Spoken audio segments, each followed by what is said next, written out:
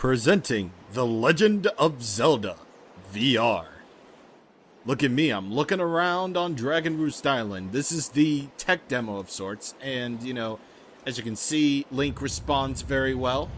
He does, you know, look up and down as he should. You can't really get any vibrant effects around here, but of course, that's just beta testing. Legend of Zelda VR will be out by 2020, with Kingdom Hearts 3. Hello there everybody, and welcome back to more Legend of Zelda The Wind Waker HD. So, last time, we, well, got the news of what is going on Dragon Roost Island. Apparently, its guardian dragon Valu has become violent and unpredictable, and of course that means big trouble if we want that MacGuffin of the Chieftain's son. So, we shall go and do that. We shall traverse through dungeon in order to get MacGuffin. And here we are, the first dungeon, Dragon Roost Cavern. Alright, so right off the bat, of course, this being hero mode, there are jars here, but none of them will contain any hearts for you. So very unfortunate for you who are doing hero mode. But either way, move those blocks right there in order to move on to our first room, or our first official room. And right off the bat, we got bokoblins right here, so, or bokoblins, whatever. And, of course, pay attention to what they're carrying, because they're carrying sticks on fire. What does this have to do with anything? Well, you can pick up said stick and set things on fire with it, because that's what all kids do, set things on fire. And now with those candles lit, the treasure chest will open up. I can throw this away. And I get a small key. You can only use it in this dungeon. Yes, small keys can only be used in this specific dungeon and not any other dungeon later down the road. Just this one. Okay? Just want to make sure you know that. Anyway, about this jar right here, it's glowing. It's glowing with a weird mist. But we won't investigate that until, well, later. But for right now, let's continue. So, as we go in here, this is the big main hub of the entire place. We're going to be exploring a lot of this area in this dungeon, so might as well get used to the fact that everything is all red and glowy and heat wavy. So, you know, get used to that. Either way, move this block right here and jump up of here. And basically that door is locked right there, as we saw briefly, so we're gonna have to take the long way just to, well, get that key. Okay, so let's get this bomb. And what do we do with bombs?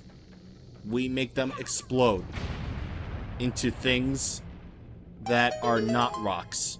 In fact, the things that are not rocks are rocks that are exploding. Right here is actually a mechanic to this dungeon right here. By throwing that jar of water into the lava, that somehow creates a platform for us to, well, yep. For us to hop on and, you know, do some platforming junk. And unlike a certain Zelda that allows us to jump, we got auto jumping. So, yeah, that's a thing.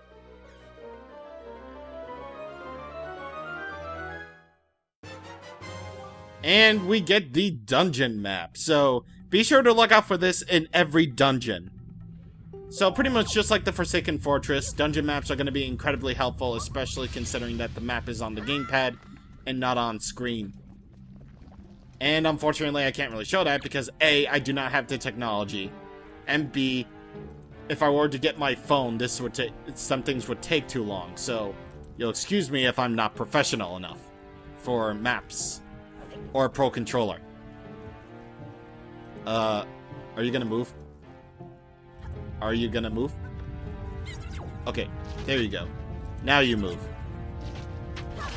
Gonna have to be careful here because I only got like 3 hearts left, and I'm just basically living off of those 3 hearts right now. Until I find a way to heal myself. So, there you go. Okay, so moving on. We got this room right here that has a bokoblin with the sword. And what do we do with bokoblins with swords? We kill them and take their weapon. So once again, you can pick up anything that, you know, lies around on the ground, like sticks and, you know, enemy swords. And you can use them against enemies, as you can plainly not see, because I am dying right now. And, yeah, just pick this up. Wait, hold on. I want to get that thing. Okay. I want to get that thing. And then use the sword to... Excuse me. Use this sword to break this. I don't know why that didn't work. We get another small key. So now we can move on. So, just remember when you see those, like, swords, that means you can pick them up, and you can use them as a spare weapon just in case you don't want to use your sword for whatever reason.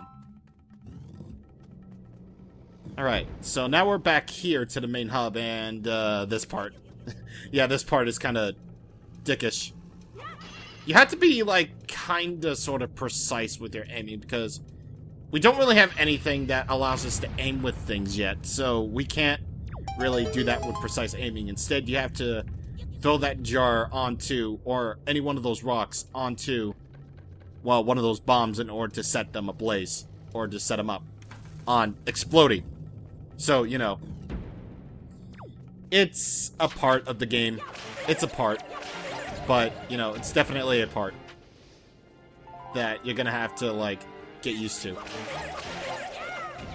Alright, so kill those choo-choos. Those choo-choos. Those trains. And I believe... Yep. Yep. Excuse me, as I take care of you. And, yeah, get your weapon.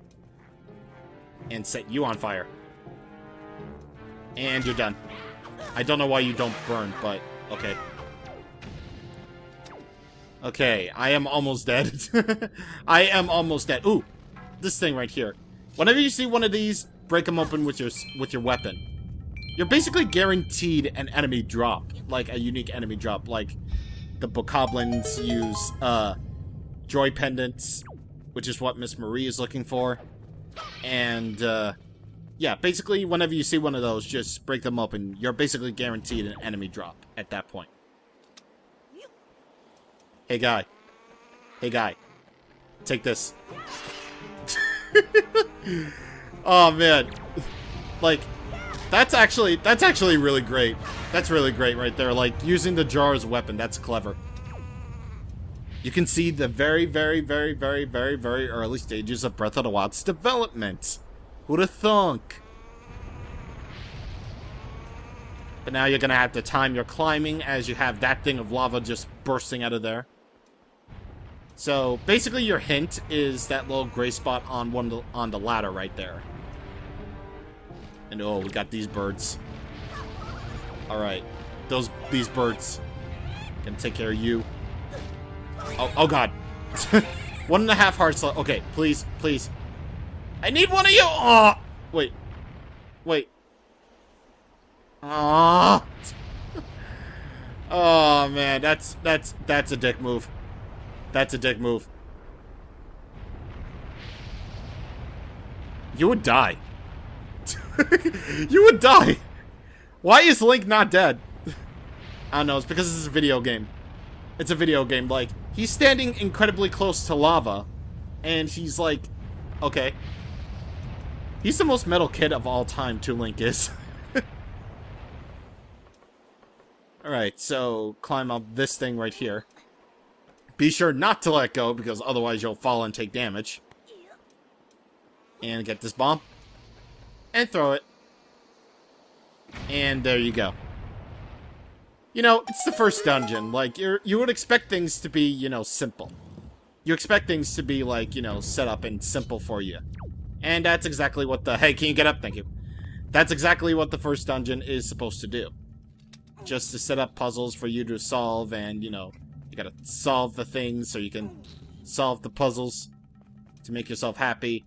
while Link looks totally, like, totally angry and dead. But either way, don't move these blocks out all the way, because there's actually a little secret on this wall right here that you can crouch down into. Wait, actually, no. I'm gonna go into first-person mode by clicking the right stick. That way I can have an easier time of moving about. Which, oh. Hello? Can I please? Thank you. Okay. So that way this way you'll be able to get yourself some easy rupees. Because, well, again, you're gonna need a lot of rupees. And, for what's coming up ahead after this dungeon, you're going to need, plenty of rupees. Let's just say that. You're gonna need plenty of rupees. Just to jump the gun a bit. Okay, so actually move this block out now that we have that all done. And I think we're basically good. I think we're basically good, actually. Alright, so these rats are jerks. Alright, so these rats are jerks. It's like I said. Not only are the rats, like, capable of breaking your disguises in the Forsaken Fortress, but as enemies, you know, whenever you get hit by one of them, there goes your rupees. So, yeah, do not get, you know, hit by any one of them. I just realized I have half a heart left. Oh, God. Link, have you seen any of those filthy, thieving rats around? I know they're annoying, but keep your wits about you. They're only rats. If you spread bait near their nest, they may share some of their treasure with you. Why don't you try it? Great idea. I'm almost dead. Wait, actually, do I need... No. I'm good. I'm good. Wait. I need my bottle, actually. I need my bottle. Okay, there we go. Alright. So, spread their bait. Delicious. Hey, I got something real good I'll sell ya. For real. What'll it be for ya? Oh, ooh, ooh, immediately, oh my god, okay, I think this rat sells random things, but out of all things to sell, a blue potion, okay, but I don't really think I need a blue potion right now, but I'll just get the red potion for 30 rupees, I'll take it. Normally, you won't be able to get potions until later, but this is a treat. So, with this, you can replenish your life energy, and trust me, I need it. I actually do really need red potion right now. I like how he just burps up the dust from the thing. But either way, I'm gonna get more... I'm gonna see what else he has got. If he sells something else, actually. Okay, all-purpose bait and hoi pears. Well... I guess I could... Wait, do I? No, I can't check. I can't check on the gamepad while I'm doing this. Yeah. Cheapskate. I'm gonna try one more time just to get that red potion thing. Okay, very good. There we go. I think I just found a tactic. I found a tactic to use. But either way, you do have to answer your Gossip Stone. You do have to answer your Gossip Stone before you move that block, though, so... Kind of annoying, but whatever. But, he also gives out a pretty useful tip. I like that. That's basically the King of Red Lions talking to you. If you couldn't tell by the voice. And we get the compass! So now we can see treasure chests in the dungeon, of course. So that's all very good. And I have practiced this, so I know where things are. We get another small key. And now we can actually move on from here. So that's all very good. Alright, so unlock that door. And now we can move on to the outside again. I kind of like how this dungeon actually is just basically, you know, us climbing Dragon Roost Island. It's actually a pretty cool idea. I'm not gonna lie right there. So, yeah, get that another small key right there. I am not losing another one of those enemy drop. I'm not using another one of them enemy drops that, you know, that these birds give. I'm not losing that. I could identify these items, these enemies, but that's not part of the game now, is it? Okay. This is what that bird drops. A golden feather. A certain strangeness emanates from the quill of this beautifully shining gold feather. Winged girls are said to be infatuated with these treasures. So keep a note of that for later. Keep a note of that, because we're going to need golden feathers for the future. Alright, so in this room, we got sort of a dark room. So what do we do with dark rooms? Well, we set things on fire, as we now have, you know, something. I don't know why the keys... Oh, and by the way, these are keys, if you couldn't tell. Like, they're the standard bat enemies of Zelda. They always have been, always will. But I don't understand why they, like... Okay, here's the thing. In other Zeldas... Basically, in other Zeldas... Like, there are other types of keys that go along with it. Like, you know, since this is basically a fire dungeon, then you would obviously expect, you know, fire keys. So... why did they take out the detail that basically made keys go on fire? Or basically get keys set on fire? If, you know, you shoot them with... if you do something with them on fire. Or set them on fire, excuse me. Oh. Please God, tell me... okay, there we go. Okay. Alright, so... this jar right here is actually kind of special. You remember that jar I told you to keep a note at the beginning? Well, here's its purpose. The purpose is to warp you to various rooms in the dungeon where there are other jars, like this one. So, that's actually really, really cool. Like, sort of a warp point system. Basically, think of it like Ferrari's Wind and Ocarina of Time, except, well, it's in set locations. I really like this idea, actually. And I think this is also changed up from the GameCube version, if I recall correctly. And if I'm wrong here, like, something will appear on the screen after my explanation about, you know, those magic jars. So, apparently in the GameCube version, I don't exactly remember. This is, like, all from memory, because I haven't played the GameCube version in, like, years. Why would I ever go back to it now that we have this, am I right? Basically, you couldn't warp in between jars that were different colors. You could only warp between jars of the same color, if my memory is, like, serving me right. So, I think that was changed up for the better in this version, because now everything is made to be more convenient. So, it's definitely something that they changed up. Either way, we have this room right here. It's full of bokoblins, and you have to defeat them all that are hiding in these jars in order to defeat them.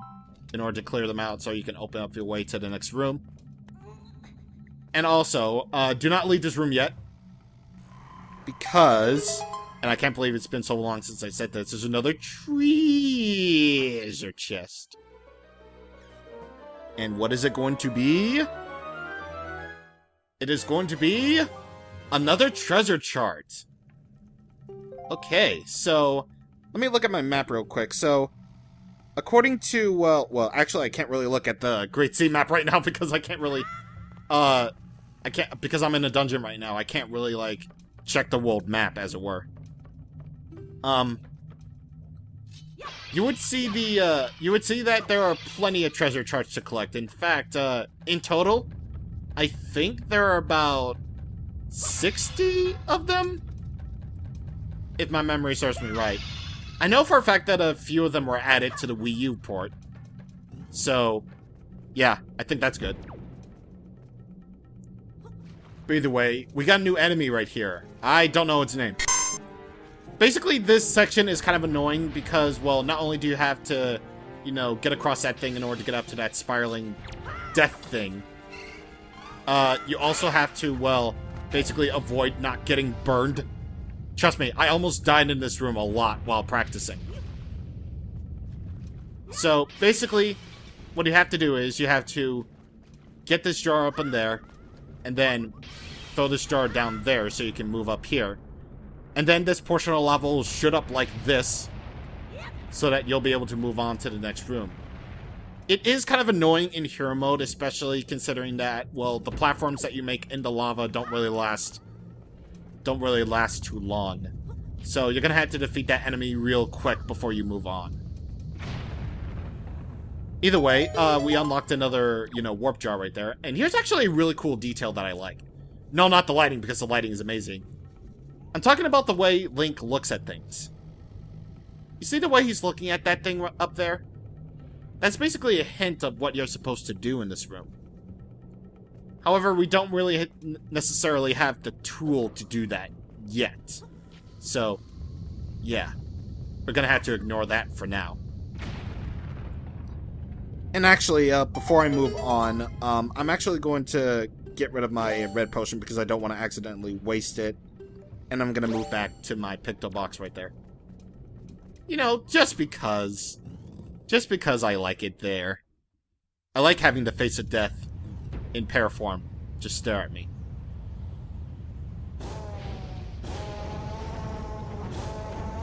There he is. There he is.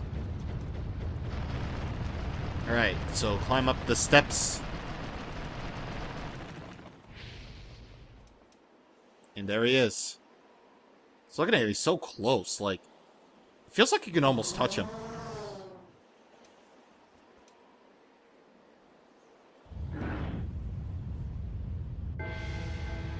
Alright, we got a mini-boss right here. So we got these two green bokoblins right there. Keep in mind, again, they are stronger than regular bokoblins, so you're gonna have to be careful. You're gonna have to be careful on them, especially in hero mode, where you'll take a whole lot more damage. And once again, unless you didn't do that, trick that, the Gossip Stone told you, then you're gonna be in real trouble with healing. But either way, the mini-boss is not over. We got a new enemy right here. This is a moblin. I like these guys, honestly. Like, they're really goofy and, they're really weird, but they hit like a truck. Especially in hero mode. Again, where hero mode enemies are stronger. So, yeah, definitely do not get hit by what? What? Okay. Okay. Ignoring the fact that we just saved Medley from those monsters. What? What? Okay. Okay. Apparently the Moblin Spear really makes this fight easy. Problem solved. Link, you came to rescue me. Oh, thank you. I have to tell you what I found out. This is terrible. Some creature is doing awful things to the Great Valu's tail. That's why he's so angry. The Great Valu's tail hangs down into the room right below there. There's got to be something down there. I wonder if those mean monsters who captured me have something to do with it. We've got to do something now before it's too late. I'll go and tell everyone what's happening. Here, Link, use this to get out of here. This is what I used to get this far. It's a device we Rito used before we evolved wings.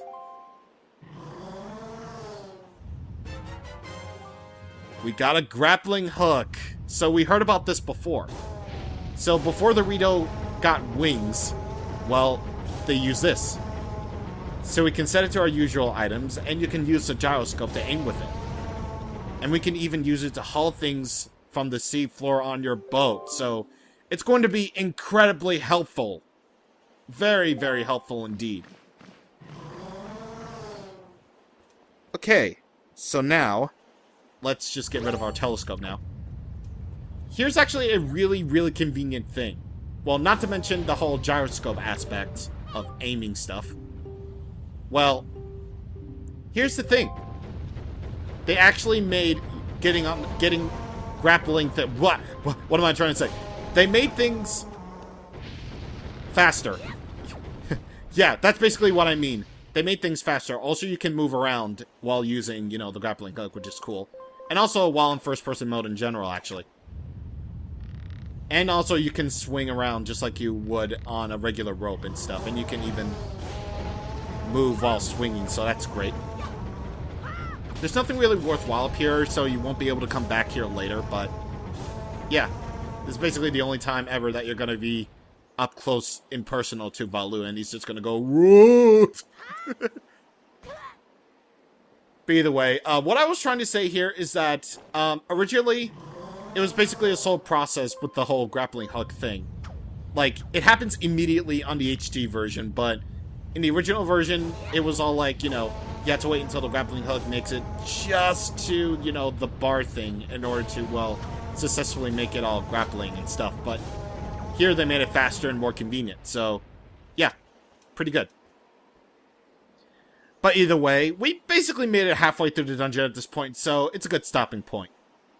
Next time on Legend of Zelda The Wind Waker HD, with our new grappling hook, we're going to, well, swing, swing, swing in the chain. Swing, swing, swing in the chain. Onto things as we move on. So, see you guys on the next time. Thank you for watching, and goodbye.